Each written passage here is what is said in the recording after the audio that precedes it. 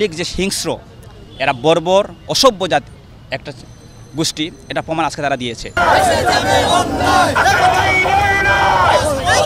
New ইয়র্কে যে ঘটনা ঘটেছে তার জন্য আমরা হতবাক এবং আমরা অবাক এবং আমরা রাগান্বিত।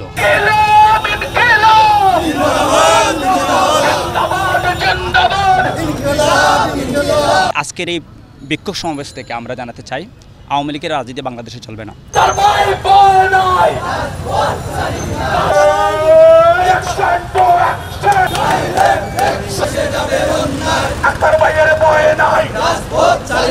মানে হাসিনার এই ফ্যাসিবাদী কাঠামোর বিরুদ্ধে কথা বলে এসেছে, তাদেরকে টার্গেট করে কিন্তু প্রত্যেকটা জায়গায় এভাবে হামলা সংঘটিত হচ্ছে।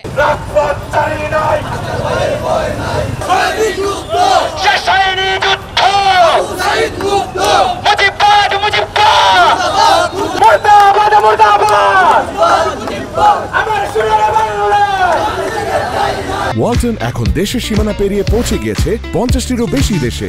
ওয়ালটন, ঘরে ঘরে বিশ্বজুড়ে। আমাদের আসলে জুলাই গণ অভ্যুত্থান নিয়ে ষড়যন্ত্র চলমান। আমাদের মর্মান্তিক যে ঘটনাটা হচ্ছে, আজকে সবাই অবগত, আমাদের তাসনিম জারা এবং আখতার ভাইকে আক্রমণ করা হয়েছে। এটা আখতার ভাইকে আক্রমণ নয়, এই জুলাই অভ্যুত্থানের নেতৃবৃন্দদের উপর একটা আক্রমণ।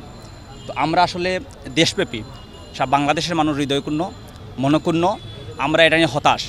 আওয়ামী লীগের যারা, শুধু আওয়ামী লীগ নয়, যারা আওয়ামী লীগকে পুনর্বাসনের চেষ্টা করবে, আওয়ামী লীগকে নির্বাচনী চেষ্টা করবে, তাদের বিরুদ্ধে আমরা আন্দোলন করব, তাদেরকে আমরা ছাড় দেব না। এবং আগামীতে এই ফেসিবাদের যত ধরনের ষড়যন্ত্র আছে, সকল ষড়যন্ত্র আমরা মোকাবেলা করব এবং এদেরকে বাংলাদেশে কোনো ধরনের রাজনীতির স্থান দেওয়া হবে না। আমরা সিলেট মহানগর এই মুহূর্তে সিলেট শহীদ মিনারে একত্রিত হয়েছি আমরা প্রতিবাদ মিছিল করার জন্য।